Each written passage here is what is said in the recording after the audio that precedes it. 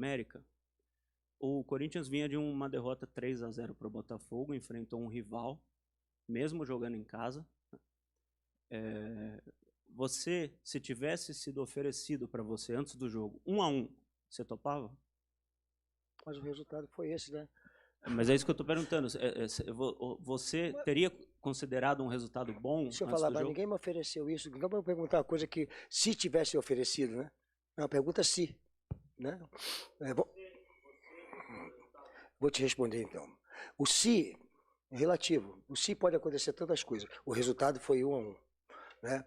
E dentro das circunstâncias, você vem de 3-0 lá no Rio de Janeiro e vem de um empate, uma derrota, e aí você chega aqui com um ambiente tenso. Aí você consegue controlar o ambiente, controlar o emocional, para que você possa jogar um clássico. E você chega, joga um clássico, empata um clássico que é difícil, todo mundo dava antes. Se eu te perguntar a você se você acreditasse que o Corinthians ia perder, você ia falar o quê? Então o se, e nós não perdemos. Então antes do jogo poderia acontecer muita coisa, mas é um clássico. E nós não jogamos um grande jogo, mas o São Paulo também não. Então foi um clássico, né, ameno, suave, daquilo que nós estamos acostumados a ver.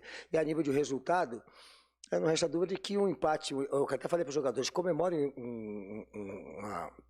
um resultado no empate, mas só por causa do momento nosso. Mas jogando em casa, mesmo sendo um clássico, nós temos a obrigação de ganhar. Nós sabemos que nós podemos mais. Então, esse é um trabalho que vai crescente, que ele vai estar começando a acontecer. Eu consegui, depois de um resultado, ruim, né? Consegui equilibrar o time para que ele pudesse entrar em campo hoje equilibrado. A torcida fantástica. No final vai, é normal. O time não está ainda totalmente dentro daquilo que eu espero, que eu quero, para fazer uma marcação mais contundente, mais apertada, mais alta no campo do adversário. Tá? Não temos o estágio físico que nós queremos ainda para nossas exigências. Então você tem que ir.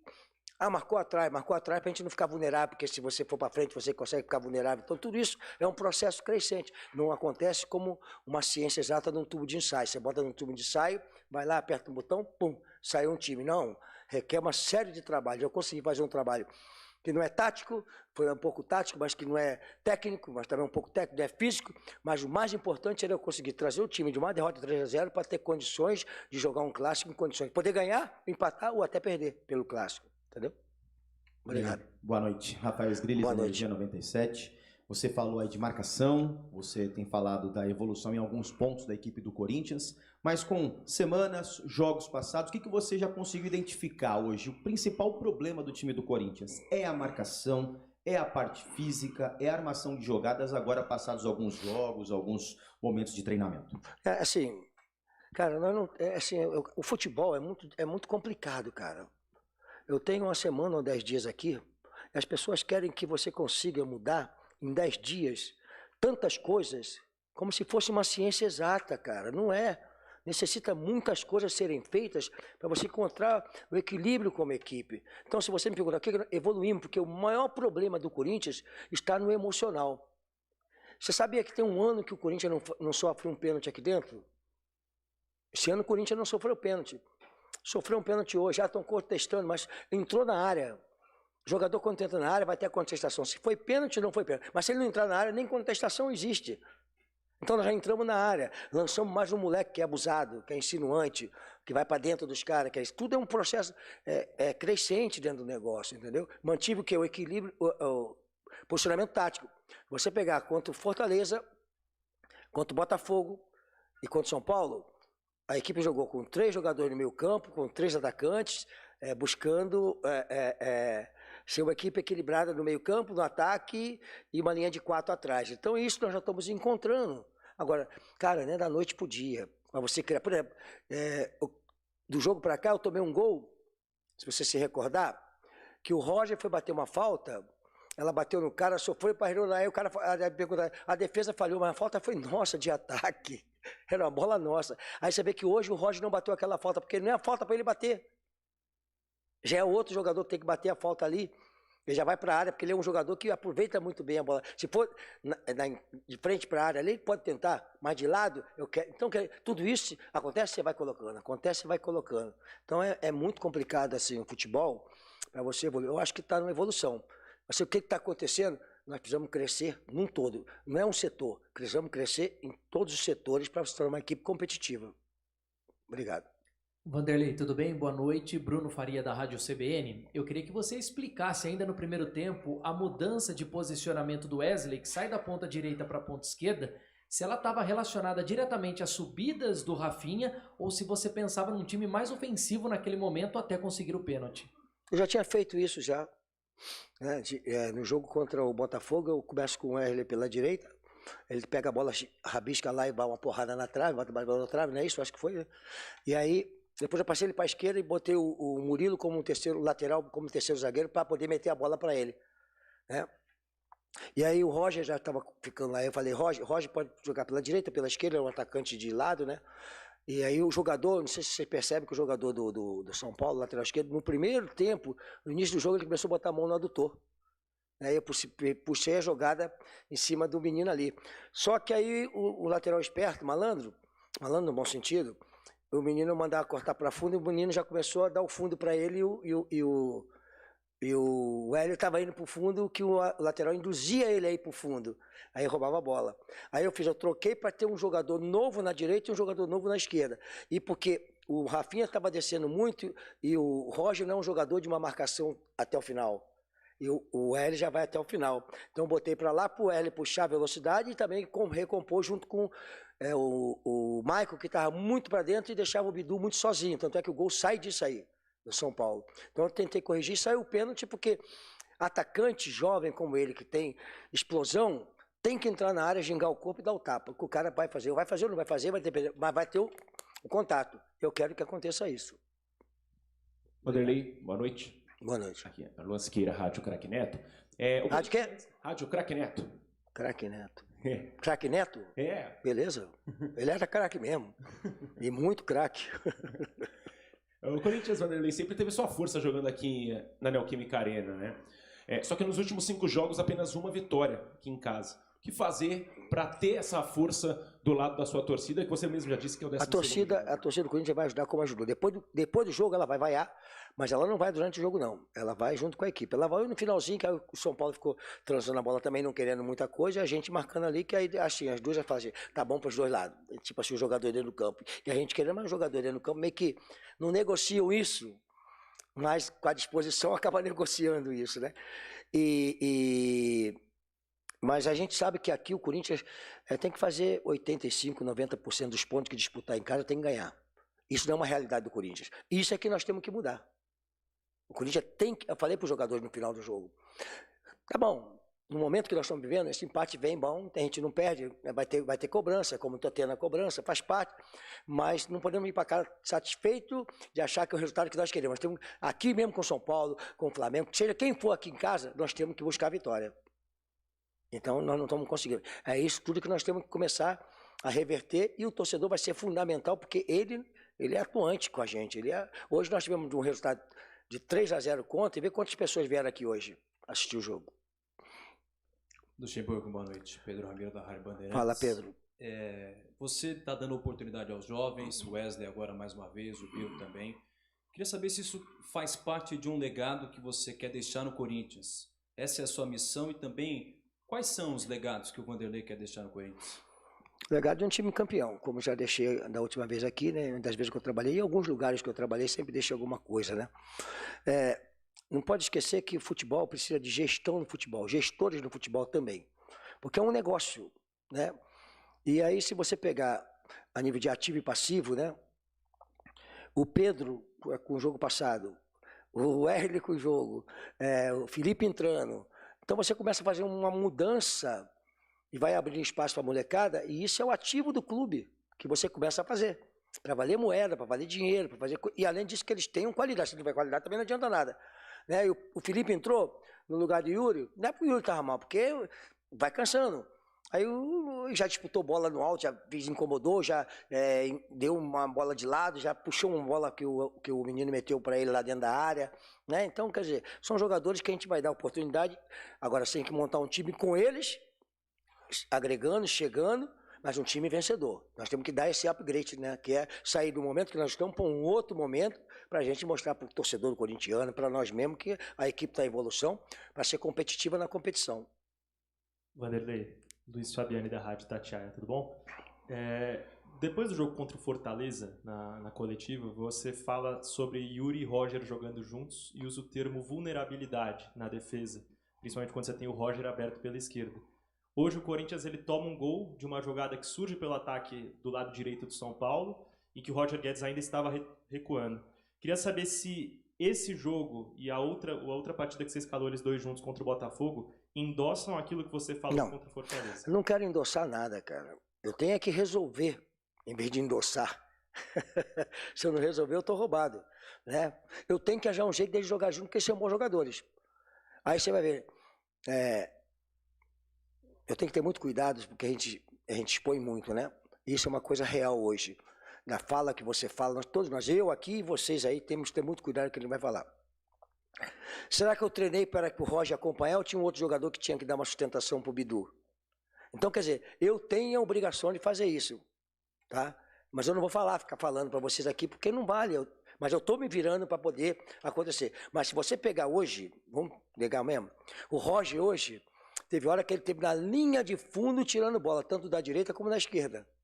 Então já existe uma evolução no Roger também, de entender que ele precisa participar também na parte defensiva, e não só ser ofensivo. Isso é uma conscientização que vai dia a dia, jogo a jogo, aparecendo, entendeu? Quem é que, quando o Roger não vem, quem é que vai na dele lá para cobrir? Então tudo isso é um processo crescente. Oi, Vanderlei, tudo bem? Tudo bem. Yuri, da Gazeta Esportiva. Você acabou de jogar, cara? Barbinha igual a dele.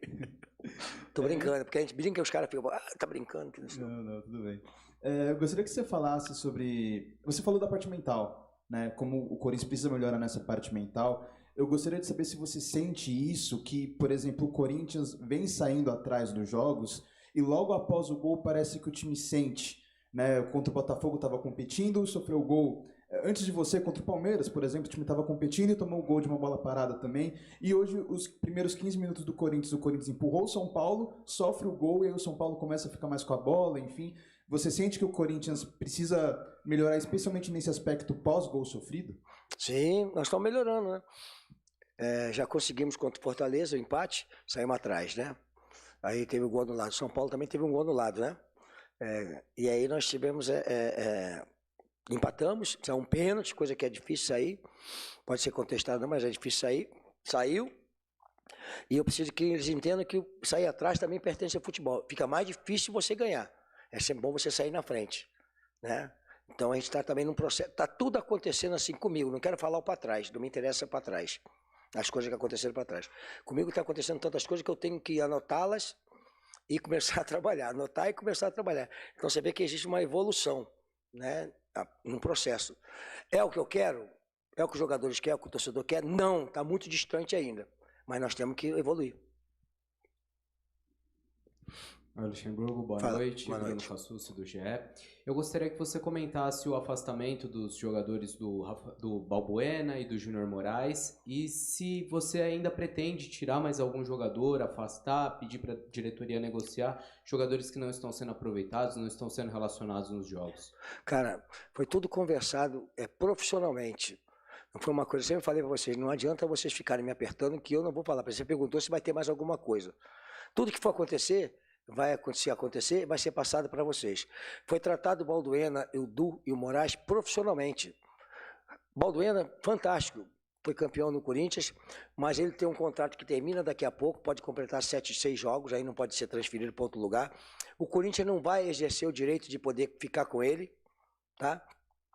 Então não tem por que nós ficarmos com o jogador aqui, dentro do grupo, treinando, aí de repente falta um jogador numa parte de treinamento de mini-jogo, ou um coletivo, aí você bota o jogador para jogar, o jogador que você não vai contratar, aí o jogador tem uma torção de joelho, aí tem que renovar um contrato de jogador, quanto custa isso para o clube, na gestão do clube, quanto custa, como é que é feito isso, então tudo isso nós somos obrigados a pensar e vocês são obrigados a questionar para a gente chegar aqui e responder. Então não houve nenhuma sacanagem com ninguém. A coisa foi tratada profissionalmente, conversando comigo tecnicamente, conversando com a diretoria conversando com os jogadores e tomando a decisão, tanto do Du como do Moraes, como do... Se vai acontecer uma coisa, não cabe a mim. O jogador reivindica o espaço dele dentro do campo e dentro do trabalho com as suas atitudes, tá? Então a gente está trabalhando fazendo as coisas acontecerem. Se acontecer alguma coisa, você vai ficar sabendo com certeza que o Corinthians vai noticiar. Se não acontecer, você também vai noticiar aquilo que não aconteceu.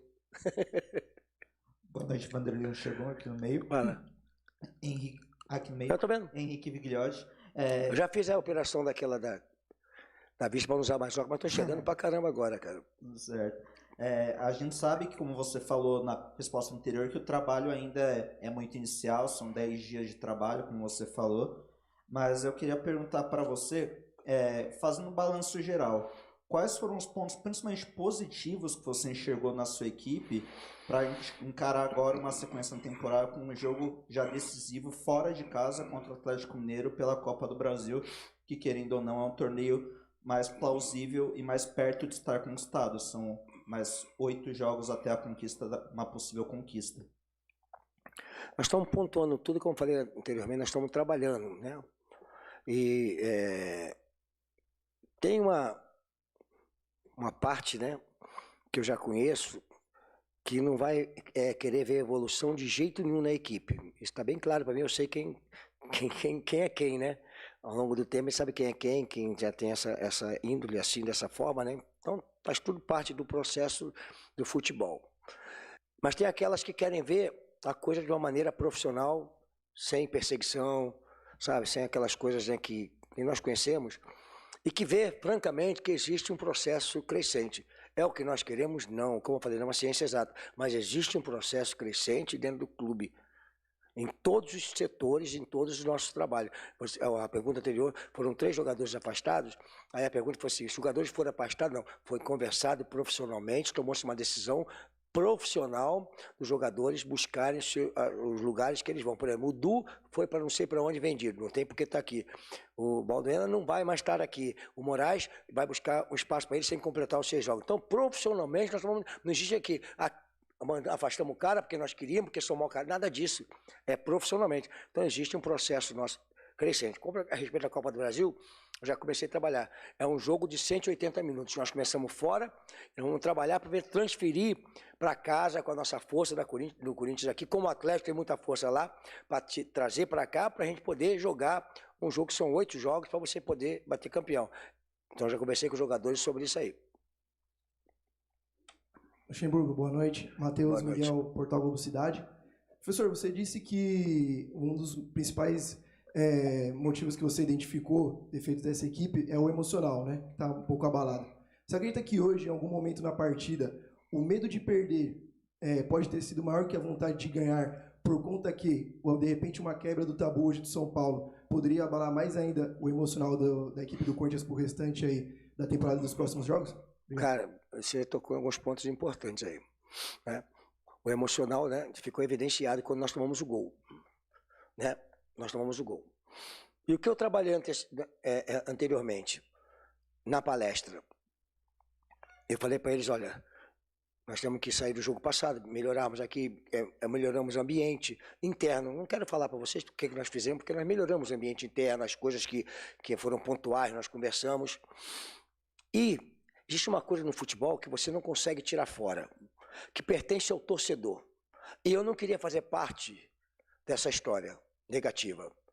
São Paulo não ganha aqui há 10 anos. Eu não queria ser o cara que perdeu aqui para o São Paulo depois de 10 anos. E os jogadores também não queriam ser os caras que perderam para o São Paulo aqui. Por isso o empate se torna um bom negócio pelo momento nosso. E você não ficar marcado com uma coisa que ela é negativa por torcedor. Quem perdeu o São Paulo depois de 10 anos? O Luxemburgo era o técnico, fulano de tal, fulano de tal, fulano de tal. Então, isso é um trabalho que a gente fez também. Por isso, no finalzinho, né, a gente deu aquela... Não vamos perder, não vamos perder. Os jogadores também entenderam dessa forma. Não é o medo de ganhar. É o momento que nós estamos vendo de estabilidade. E um jogo que é onde tem uma tradição do São Paulo. Do São Paulo não ganhar aqui, o Corinthians está sempre sustentando isso aí. Eu não queria ser o cara técnico que foi. E os jogadores também não. Então, foi uma coisa meio que emocional mesmo. Obrigado. Boa noite, Vanderlei. Você falou agora há pouco que a sua equipe está marcando um pouco mais atrás do que você gostaria de marcar mais alto. Quando você marca um pouco mais atrás, a tendência é que os adversários tenham mais posse de bola e joguem mais no seu campo. Mas, ao mesmo tempo, eles ficam mais longe do gol e tem mais campo para você correr nas costas com bolas longas e algumas jogadas mais rápidas. A sua equipe tentou algumas jogadas assim, conseguiu levar perigo assim, Mas hoje você entende que a sua equipe precisa ser mais assim e você quer mudar ela lá na frente ou vai depender muito do que for acontecendo? Cara, cada time, cada clube tem uma característica. Vou te falar, você é jovem, né? Cada clube tem uma característica. O time do Corinthians jogou time campeão com o Ranieri lá, o baixinho, o volante. Ranieri, né? Pode ser? Que veio do Grêmio. Um baixinho, como é que é o nome dele? Que jogou pela direita, veio pro Grêmio pra cá, pro Corinthians. Ramiro. Ele fazia o lado direito. E era um volante que fazia pelo lado direito.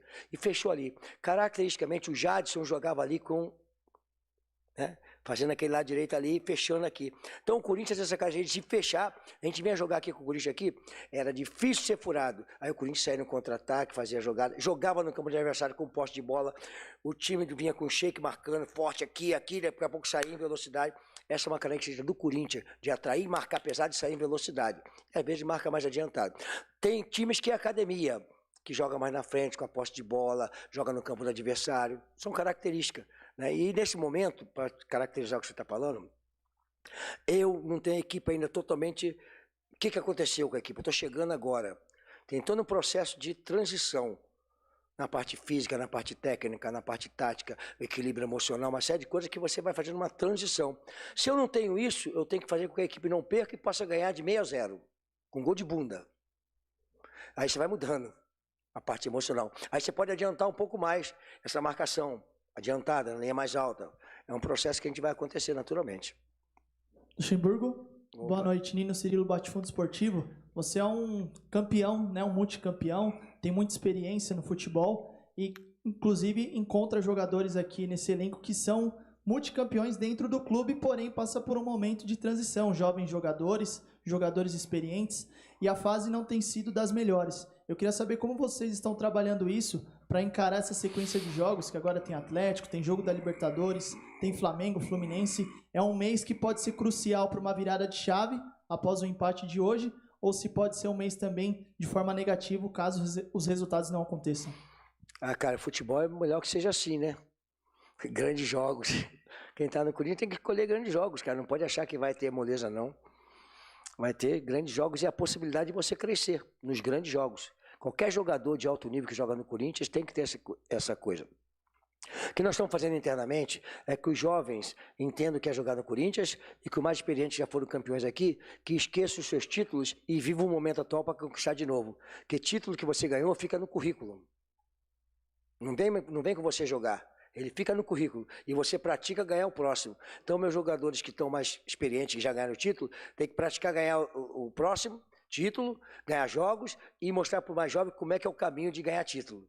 Então, você começa a fazer um time competitivo. Então, é uma mescla muito boa isso aí.